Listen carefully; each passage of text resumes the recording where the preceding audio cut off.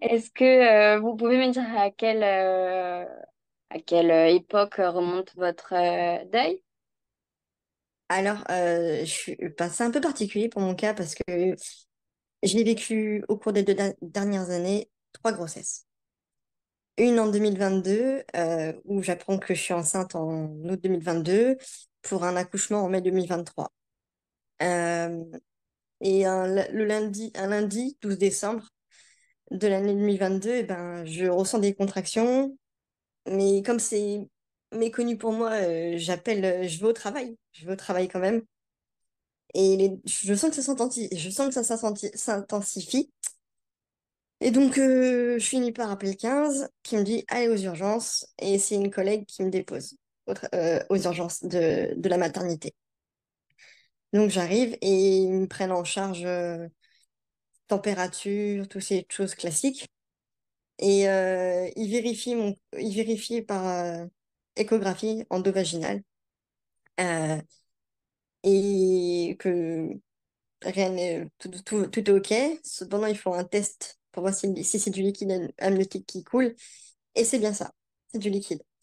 Sauf que on me propose à ce moment-là ce qu'ils appellent un cerclage. Je ne sais pas ce que c'est à ce moment-là. Et on me le fera pas parce que, en fait, je suis en infection. C'est-à-dire qu'en l'espace de 2 heures, je suis passée de 37 à 38, puis 39, puis 42 fièvres. Donc, je lui romps la poche des os à 14 heures. 18 heures, j'accouche de mon petit garçon qui fait 385 grammes, qui naît vivant. Il a été vivant pendant 1 heure.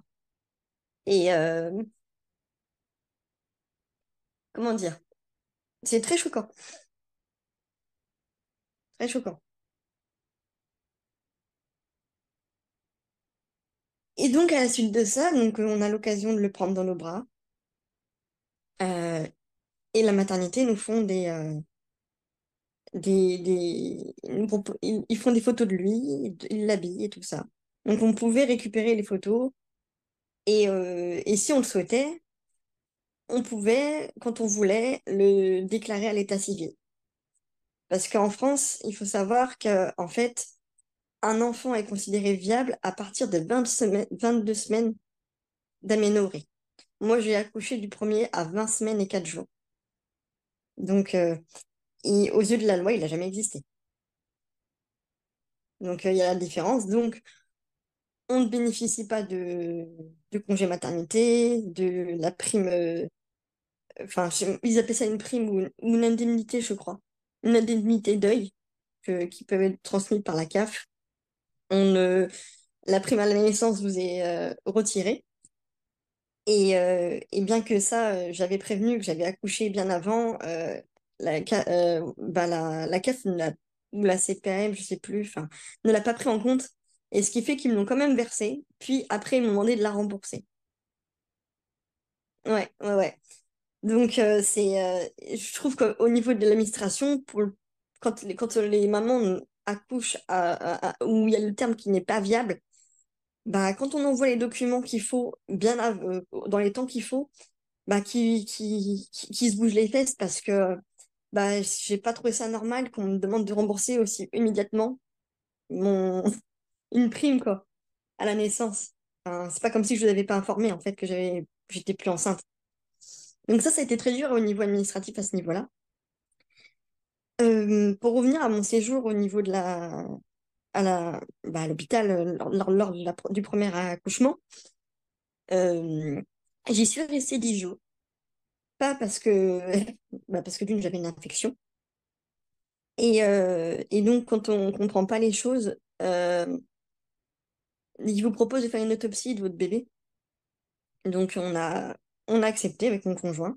On a rempli tous les documents qu'il fallait. Donc, ils ont récupéré mon placenta, ils ont récupéré mon bébé. Euh, on n'avait pas voulu le revoir parce que, en fait, je voulais garder cette image de mon petit garçon dans mes bras. Parce que, en plus, bah, comme il était dans un trimestre où on commençait, le bébé se développait, il n'était pas complètement, il manquait un peu de joue, il n'avait pas toute la graisse, il n'avait pas encore de graisse, en fait, à ce niveau-là. Donc, ça, peut paraître un peu surprenant, mais on aurait juste dit un bébé qui dort et c'était pas choquant de mon point de vue, hein. C'était, voilà quoi. Et je suis restée 10 jours parce que en même temps, en fait, à l'hôpital, ils m'ont proposé la péridurale. Et quand ils ont fait la péridurale, la personne qui l'a faite s'y est repris à 3 fois. Elle s'y est reprise à 3 fois et au bout d'un moment, bah, une personne expérimentée, elle l'a fait en 10 minutes. Sauf que le lendemain, quand je me suis levée, quand j'étais assise ou debout, j'avais d'intenses mal de tête, mais des intenses mal de tête, qui faisait qu'en fait, j'ai eu avec la péridurale ce qu'on appelle une brèche. Et une brèche, c'est qu'en fait, ils ont été un peu trop loin et en fait, on a le liquide céphalorachidien qui monte jusqu'à notre cerveau et ben, il s'écoulait en fait. Et du coup, ce qui fait que ça provoquait ces mal de tête et des courbatures au niveau des épaules et tout ça. Donc en fait, je pouvais rester qu'allongée parce que dès que j'étais redressée, bah, j'avais mal à la tête beaucoup, beaucoup. Et la seule solution pour me remédier à ce mal de tête, c'est de faire ce qu'on appelle un blood patch, euh, qui consiste à prendre votre sang et le rajouter dans la zone de péridurale pour faire comme un pansement, en fait. Et à partir de là, bah, en fait, bah, ce mal de tête s'en va. Donc, euh, donc c'était très dur à ce moment-là. Euh, Et on culpabilise beaucoup. Hum, Parce que, bah, comme on sait que c'est une infection qui a provoqué en fait l'accouchement prématuré et tout ça, bah, on se demande qu'est-ce qu'on n'a pas bien fait. Donc il y a beaucoup, beaucoup de culpabilité. Et puis c'est émotionnellement, on est quoi? Ouais, on est sur le cul, quoi. On comprend pas, hein. On comprend pas. Euh, Ils proposent des psychologues pour venir, qui viennent vous voir automatiquement suite à ça. Mais sur le moment, on n'a pas envie de parler à des gens, hein. Donc, on passe.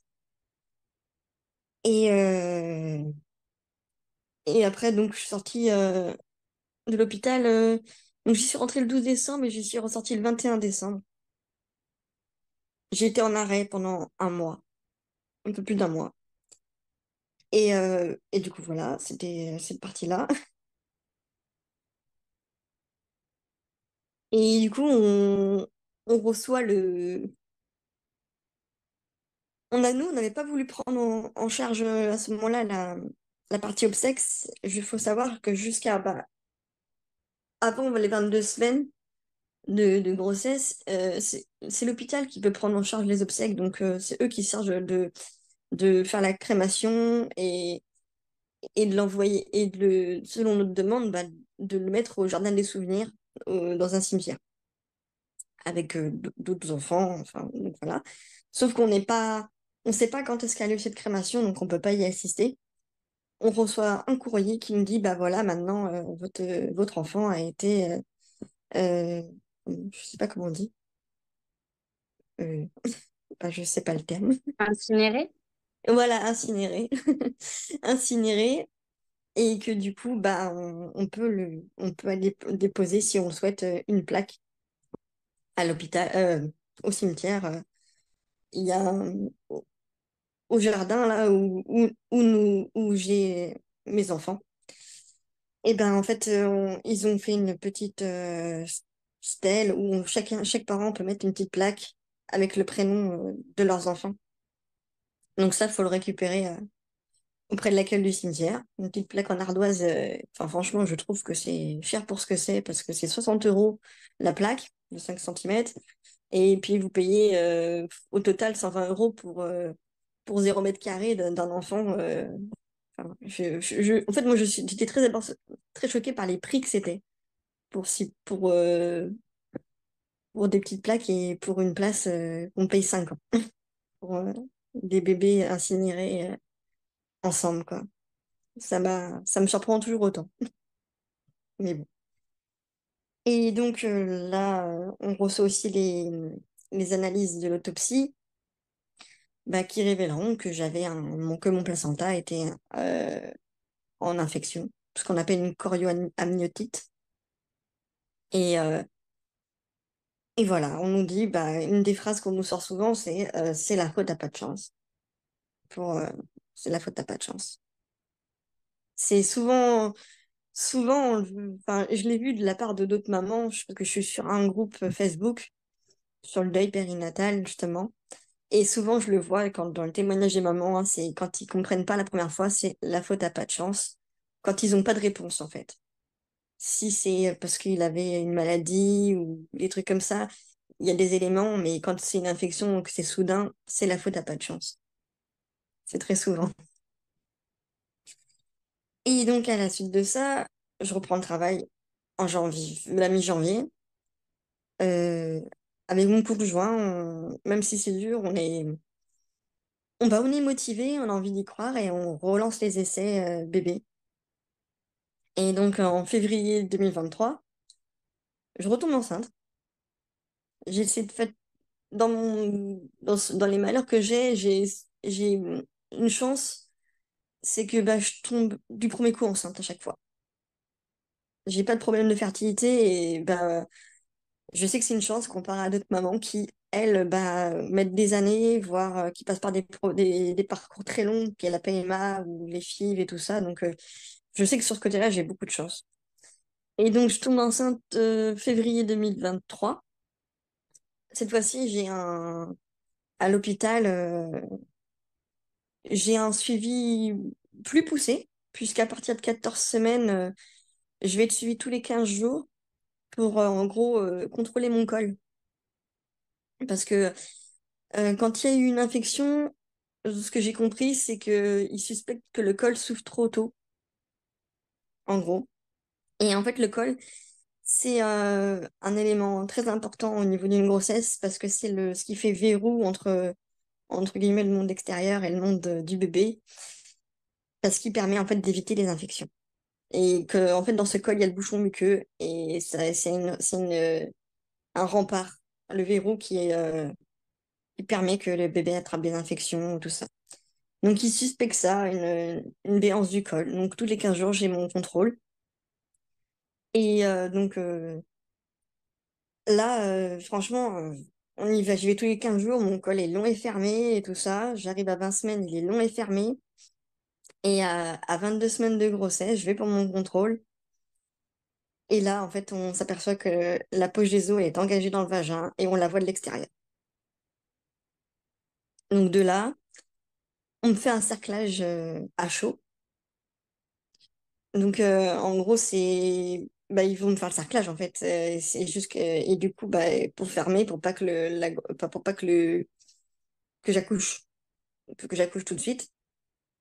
Sauf que bah, je fais mon cerclage le lendemain et dans les dans les ils nous disent faut passer 48 heures.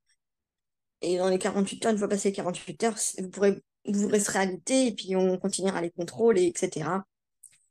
Et comme ça, pour amener à terme votre grossesse. Sauf que bah, moi, passé 48 heures, sauf que bah, le soir, arrivé le soir, je perds les os. Et j'accoucherai le lendemain, le 16 juillet 2023. De mon petit garçon né vivant, encore une fois, qui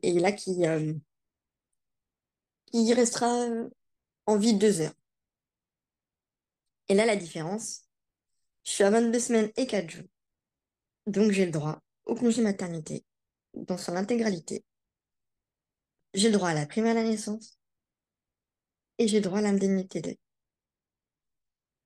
Et donc là, la différence, c'est que là, l'hôpital ne prend pas en charge les obsèques. Du coup, on organise nos obsèques. Et, euh, et ce qui est malheureux là-dedans, c'est que pendant que j'étais en salle de travail,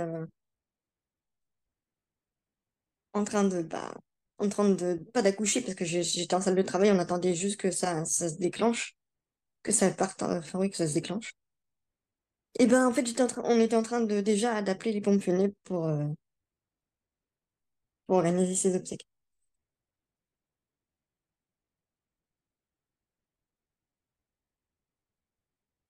Excusez-moi.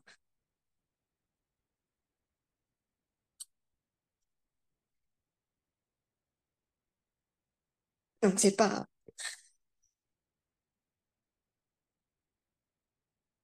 courant de faire ça. Et la différence, c'est que la première fois, c'est que là, j'ai trouvé que les sages-femmes étaient beaucoup plus. En fait, ouais, la première fois, c'était tellement soudain, tellement brutal. Là aussi, ça l'était.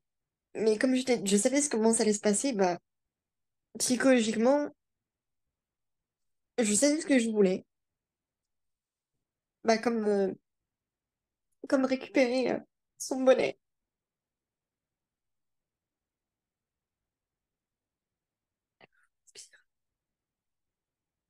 Ouh, voilà. Donc, j'ai récupéré son bonnet. J'ai fait des photos avec lui. Ils en ont fait aussi. On a dû déclarer à l'état civil. Parce que on n'avait pas le choix. Bah, parce que elle était au-delà des 22 semaines. Et donc voilà. J'ai toujours à ce moment-là refusé de. J'avais pas envie de voir un psychologue ou quoi que ce soit. J'en ressentais pas le besoin, en fait. Mais bon, c'était donc les mois passent, bah pareil, je reprends le travail. Et, euh, et donc là, cette fois-ci, avec mon conjoint, on se dit, bon, on se laisse un peu plus de temps avant de réintégrer, de relancer une nouvelle grossesse. Donc j'accouche en juillet. On se dit que début 2024, on va relancer le projet bébé. Donc on lance dès le 1er janvier de l'année. On se dit, bon, ça prend 1, 2 mois, 3 mois, c'est des choses qui peuvent arriver, parce que c'est une moyenne, en fait. Je crois que la moyenne, c'est 6 mois. Sauf que, bah non, moi, ça prend dès le mois de janvier. Et donc, on en profite dans les premières semaines pour faire un voyage. On revient. En mars 2024, bah là, cette fois-ci, vu qu'on sait que j'ai une béance du col, on me fait là un sarclage préventif. Donc, j'ai mon sarclage préventif à 14 semaines, après avoir fait les tests de trisomie, pour voir si trisomie 21, tout ça. Donc le saccage se passe bien, pas de problème, pas d'infection, rien de tout ça. Sauf dans la nuit, dans une nuit à 4 heures du matin, je sens bah, la poche des os qui s'est rompue, rupture franche. On va à l'hôpital, je suis à 19 semaines. Donc là, j'ai perdu les os. Sauf que le col est toujours fermé et long. Et donc on fait un traitement antibiotique parce que c'est le risque quand on n'a plus la poche des os, c'est aussi l'infection. Et on m'annonce, on me dit en général, quand vous avez rompu les os, le travail va s'engager soit dans les 48 heures, soit la semaine qui suit. Sauf qu'il se passe pas ça. Je perds pas le bébé dans les 48 heures, je perds pas le bébé une semaine après. J'ai un suivi beaucoup plus poussé, puisque au lieu de passer de tous les 15 jours, je passais à toutes les semaines, avec prise de sang, prélèvement vaginal, échographie à chaque fois. Et pendant 8 semaines, 8 longues semaines, où je restais quasiment. Ben, c'est simple, je me levais que pour aller aux toilettes ou prendre ma douche quasiment. Et ben, je vais être en ce qu'ils appellent en anamios. C'est quand le bébé n'a plus de liquide. Voilà. Pendant 8 semaines, je suis sans liquide amniotique. Et en fait, le liquide amniotique est est très important pour le bébé, puis- puisqu'il permet le développement des poumons et il permet de se mouvoir. Et donc, et puis, il fait et à ce moment-là, en fait, le bébé, c'est lui, en partie, une bonne partie, lui qui le produit, son liquide. Donc, quand il avale, il en produit et c'est important. Donc, ses reins fonctionnaient. Mais comme la enfin, comme la rupture était très franche, bah, dès que j'en avais, je le reperdais aussitôt. Donc, voilà. Je savais que j'allais accoucher prématurément, parce que c'était le risque avec une rupture prématurée de la poche des os. Et donc, et moi, j'ai toujours mon cerclage en plus. Donc, c'est double, double complication.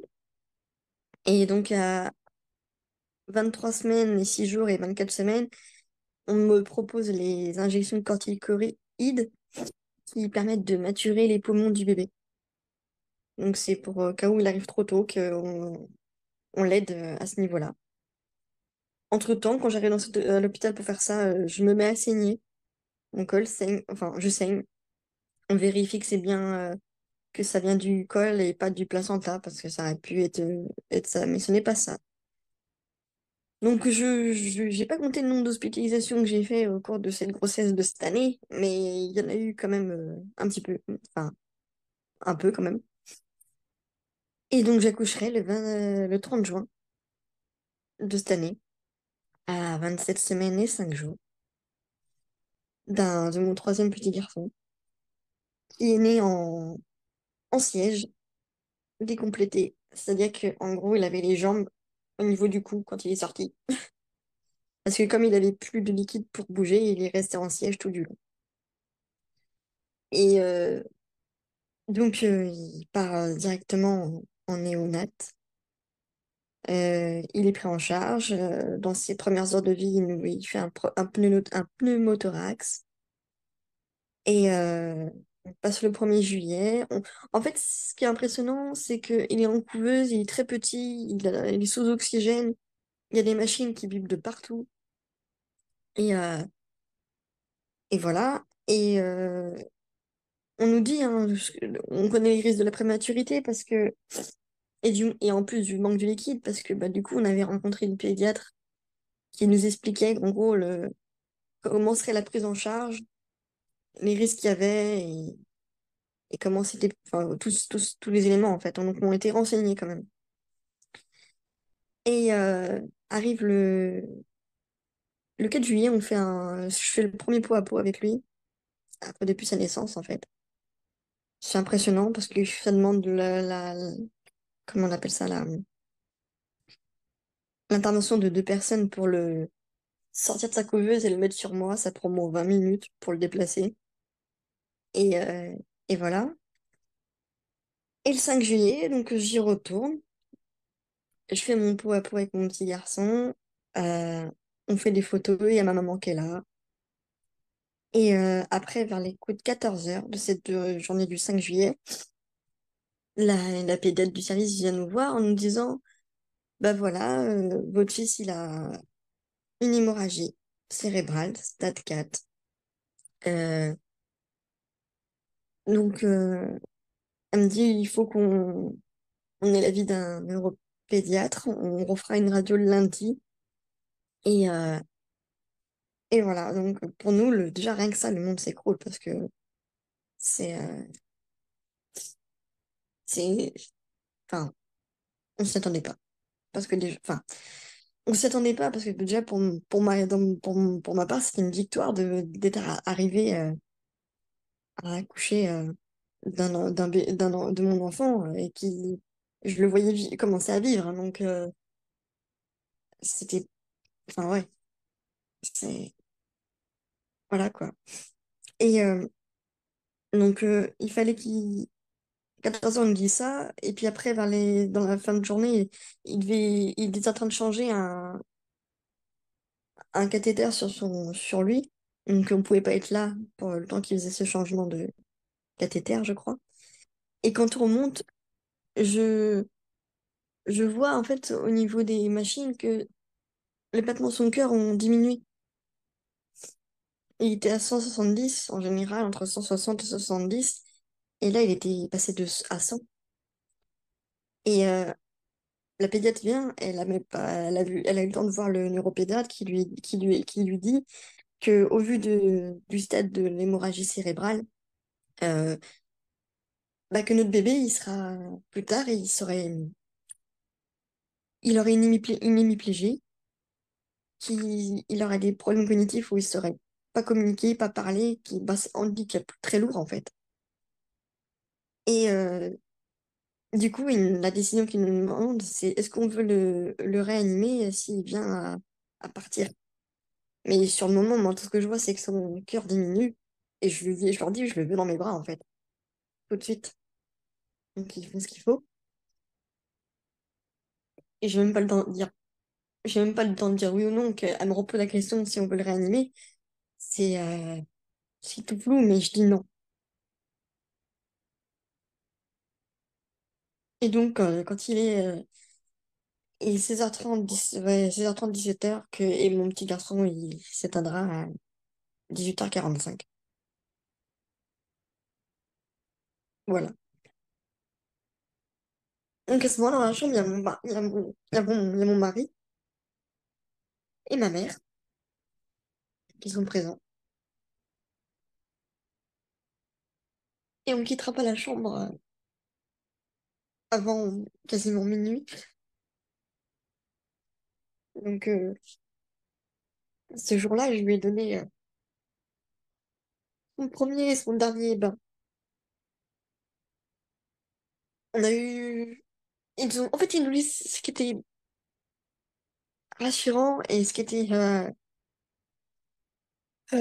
bien là-dedans, c'est que les soignants étaient vraiment présents. Donc, ils nous laissaient le choix de est-ce que vous voulez lui faire prendre son bain, est-ce que vous voulez pas, vous n'êtes pas obligé. Enfin, vraiment, on pouvait changer d'avis à n'importe quel moment de si on voulait faire ça à leur place, en fait. Donc, j'ai dit oui pour faire son bain. On l'a habillé. On a fait ses empreintes de pieds, de mains. Et même pour les grands-parents, on l'a fait parce que... et voilà, en fait. Et puis, on nous a donné une boîte avec ses, tout ce qui lui a appartenu. Donc, bah moi, j'ai donc, ses empreintes, son carnet de santé. Moi, j'ai récupéré le linge dans lequel je l'avais tenu dans mes bras, son bonnet, ses lunettes. Parce qu'il avait pas des lunettes, mais c'était des- un truc pour cacher les yeux parce que il était sous photothérapie. Parce que la chambre d'un bébé prématuré, c'est assez impressionnant. Ils sont sous lumière bleue parce que soit ils ont des problèmes euh, de jaunisse. Il avait, euh, il avait une sonde urinaire parce que bah comme il avait plusieurs médicaments, que ça pouvait stopper des fois stopper zut, l'envie d'uriner. Donc il était branché de partout de toute façon. Donc c'était impressionnant, c'est toujours impressionnant à voir de toute façon. Et quand on entend les bites de partout, c'est impressionnant et on et on et on dès qu'on connaît pas une sonnerie qui nous est pas commune, bah on file voir les infirmières. Et voilà quoi. Et là pareil, bah, on a dû réorganiser les obsèques. Donc c'est d'autant plus difficile parce que en fait euh, mon dernier garçon est décédé le 5 juillet et la naissance de mon deuxième c'était le 16. Donc quasiment à un an d'intervalle, j'ai enterré deux garçons. Ouais. Après, là, la différence, c'est que bah, là, pas, pas forcé, mais fortement conseillé. Je suis suivie par un psychologue. Parce que, quand même, parce que ma famille me disait, et mon conjoint, non, mais là, une fois, c'est, c'était très dur à vivre. Deux fois, voilà, mais là, une troisième fois, il faut y aller, quoi.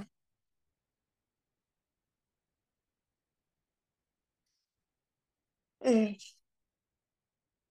après, donc, faut savoir que pour les deux fois, on a fait appel aux mêmes pompes funèbres se montrer très, très gentil, très compréhensif. Euh,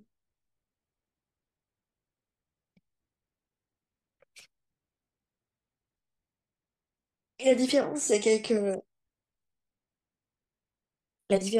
la fois, l'année dernière, nous avions possibilité, avant les obsèques, avant la cérémonie, de pouvoir aller voir notre fils en chambre mortuaire. Mais pareil, j'étais pas. Euh, nous avons, ouais, moi et mon conjoint n'avions pas souhaité aller le voir en chambre mortuaire. Donc, quand on est arrivé dans cette salle de cérémonie avec un petit cercueil blanc, les musiques que nous avions choisies, d'ailleurs, une musique que nous avons choisie pour notre deuxième, c'était une chanson de Céline Dion qui s'appelle Les Petits Pieds de Léa. Euh, Elle est très connue.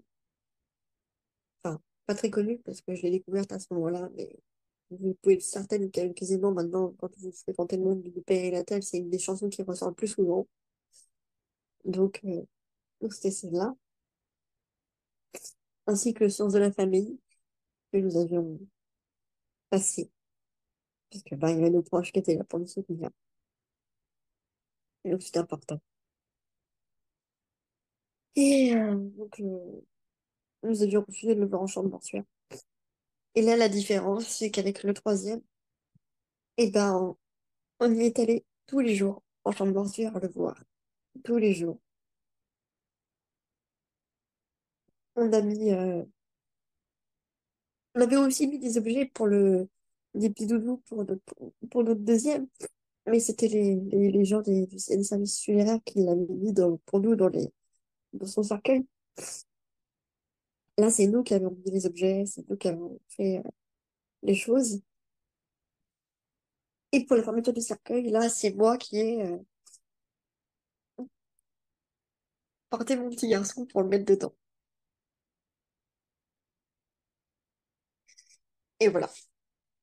Et sa grand-mère lui avait fait une petite couverture qui de base était destinée pour le pot à pot. Je l'ai laissé partir avec. Et, et voilà.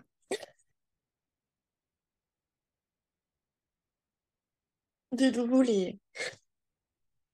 de nouveau la cérémonie. Euh,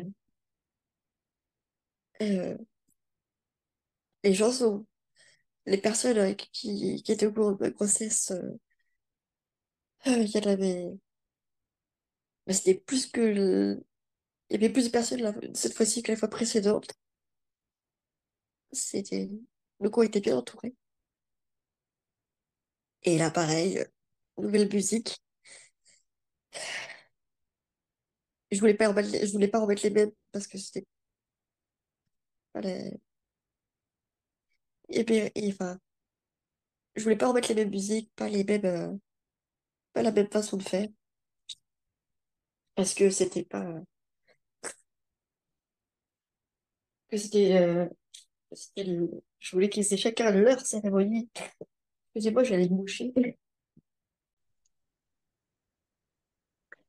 Est-ce que avant même de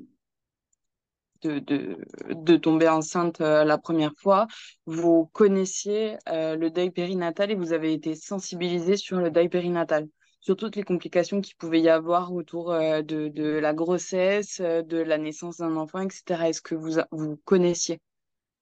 Non, non, non. Le seul truc dont on est au courant, c'est que on sait au cours de l'échographie du premier trimestre, on a le test de la trisomie 21 qui est effectué. Euh, Franchement, je n'ai jamais autant appris de termes médicaux que depuis que j'ai perdu trois enfants, honnêtement. Je n'ai jamais entendu autant de termes que depuis que j'ai intégré les groupes sur le deuil périnatal. Euh, j'étais sur... j'étais, lors de la première grossesse, pour avoir un suivi avec d'autres mamans sur l'évolution des grossesses, j'étais sur l'application WeMom. Donc, si je faisais des recherches ou des machins, c'était des recherches sur quelque chose de précis, c'était sur bah, combien mesure le bébé au cours de la première écho. Enfin, c'est c'est bête, mais on pense pas du tout à ça. Après, quand j'étais enceinte du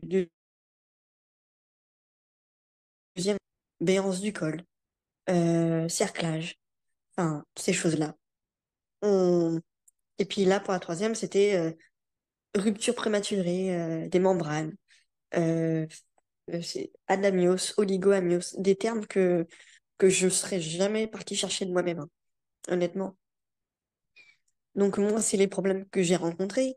Et quand je lis des problèmes de d'autres mamans, parce que elles ont dû avoir recours à des IMG, parce que leurs enfants ont des maladies génétiques ou des syndromes de quelque chose. Enfin, il y a tellement de choses. C'est-à-dire que même des fois, j'étais au courant, enfin, j'étais renseignée sur des sujets comme la prééclampsie, alors qu'avant, je savais pas ce que c'était. Maintenant, je connais les symptômes d'une prééclampsie et je sais ce que je dois faire en cas de doute. Enfin, c'est incroyable quand même d'en arriver là. Enfin, c'est c'est inattendu surtout. Et c'est pas enfin, je trouve qu'on en fait quand la grossesse se passe bien, on se dit oh cool, pas de problème, mais je pense que des fois on nous dit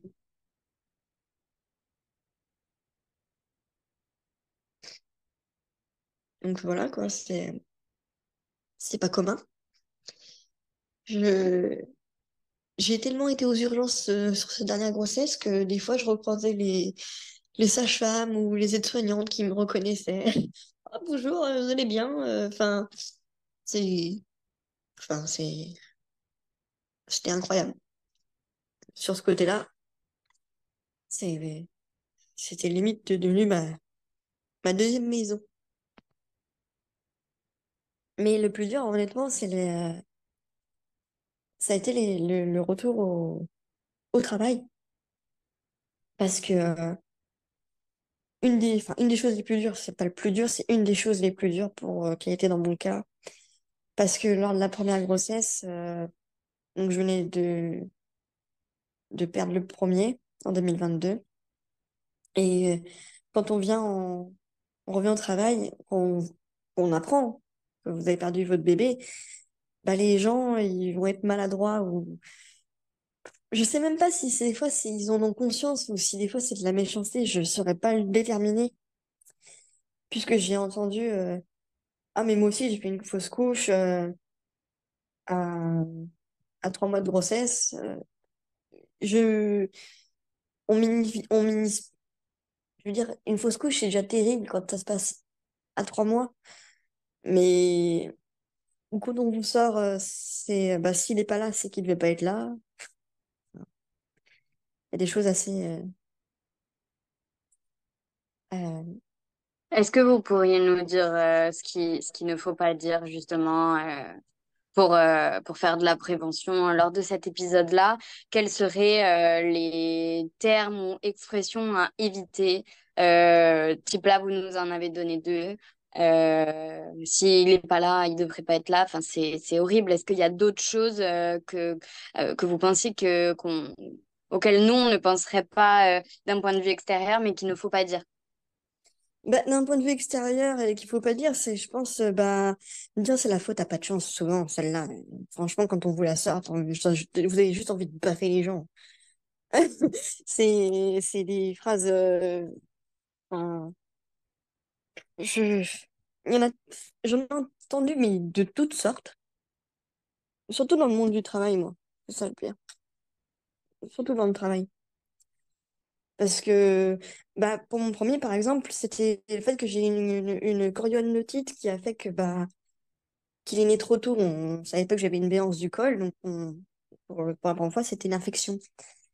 Et quand j'ai eu les résultats de l'autopsie, que en dehors de l'infection, mon enfant, il allait très bien. il était pas, il avait pas de problème au niveau génétique, des trucs comme ça. J'ai eu le droit, ah, mais comment je culpabiliserais toi à ta place? Merci, merci, mais je culpabilise déjà. T'as pas besoin de me le redire, en fait, juste ferme ta bouche. Et en fait, c'est ça, c'est que on a, après, on arrive où on a beaucoup de colère. J'étais très en colère des fois contre ces gens-là, à me dire des phrases pareilles.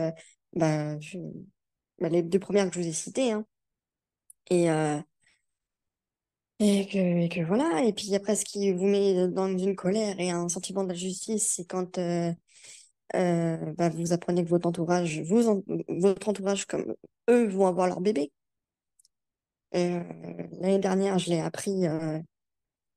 J'avais accouché en juillet, septembre, ils y sont pour rien. J'étais contente pour eux, mais au fond de moi, ça m'a fait hyper mal. C'est que en septembre, un membre de ma famille m'apprend sa future grossesse. Alors du coup, on se dit, mais c'est dur, c'est très dur. C'est aussi d'entendre, ouais, il faut qu'elle passe à autre chose pour avancer. Bah ouais, mais non. Sauf que on a beau dire, il y a des deuils je pense qu'il y a des deuils dans lesquels on arrive à se remettre. En fait, on se dit que si euh, on y est préparé un peu comme personne grand-père, ça fait mal, c'est douloureux, mais c'est le cycle de la vie fait qu'on le voit vieillir, on voit les choses et on comprend que ça va être, quand il décède, on s'y est préparé un petit peu avant, par exemple, sauf si c'est une façon brutale. Mais pour le cas d'un enfant, bah non, c'est pas l'ordre des choses de mettre au monde un enfant, mort-né, né vivant puis mort. C'est pas dans l'ordre des choses de préparer son enterrement. On prépare son sac, on prépare sa chambre, mais on prépare pas son enterrement. Je pense qu'on se remet pas de la perte d'un enfant. C'est, c'est- pour le cerveau, c'est pas cohérent, hein. C'est pas cohérent du tout.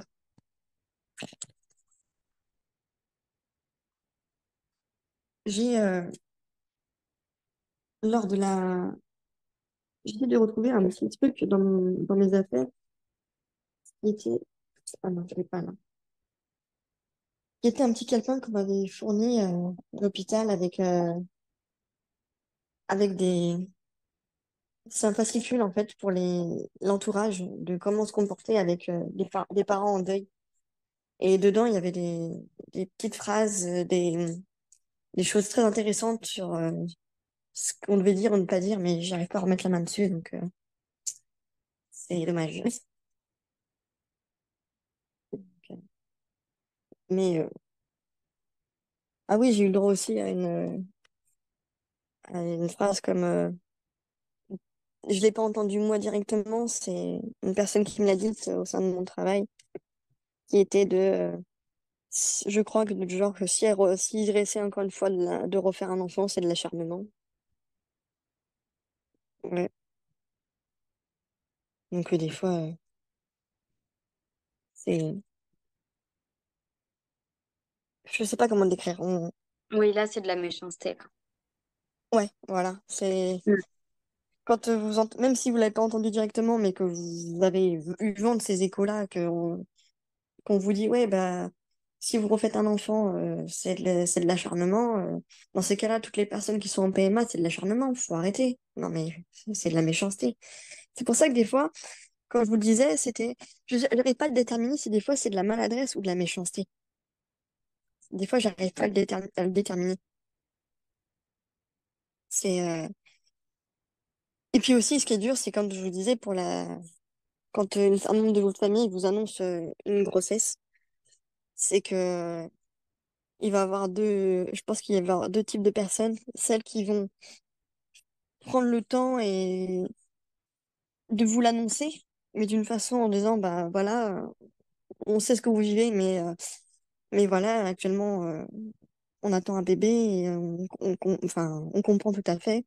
Et il y a les autres qui, en fait, vous l'annoncent de but en blanc sans prendre en compte vos émotions. Et, euh, et voilà. Moi, dans mon cas, moi, euh, j'ai un, j'ai une personne de ma famille qui était on était enceinte quasiment en même temps et on n'avait pas les mêmes dates de terme. Moi, c'était octobre, elle, c'était septembre, là, donc elle a accouché il y a pas longtemps. Et bah, ça me fait un peu mal, mais comme on était enceinte en même temps, je le prends un peu mieux, en fait, parce qu'on s'était suivis. Mais ça fait mal de me dire que, bah, en fait, le sien est là et pas le mien. Et après, bah, c'est quand vous apprenez une nouvelle grossesse, donc de quelqu'un d'autre. Et bah, du coup, bah, je suis dans l'incapacité de, de les voir. Je suis dans l'incapacité de me dire, bah, il faudrait que je la voie enceinte. C'est pas possible. Pas possible pour moi. Et déjà l'année dernière, quand un autre membre de ma famille m'avait appris leur grossesse, je leur ai dit, hein, je suis incapable. Ils ont très bien compris. Et puis du coup, ils m'ont envoyé aucune échographie. Ils m'ont envoyé, j'avais aucune nouvelle en fait. J'ai su qu'elle était née, point, c'est tout. Mais ils m'envoient pas de photos spontanément, ils m'envoient rien. Et c'est très important de respecter ça. Ça aussi, dans mon cas, moi, je l'ai pas vécu dans ce sens-là, mais quand j'ai vu les témoignages de maman, elles expliquaient que des fois, bah, par exemple, une sœur qui était enceinte, que bah, la personne se réjouissait pas de leur bonheur, bah, que la sœur va faire la tronche, en fait, va bouder parce qu'elle se réjouit pas de son bonheur.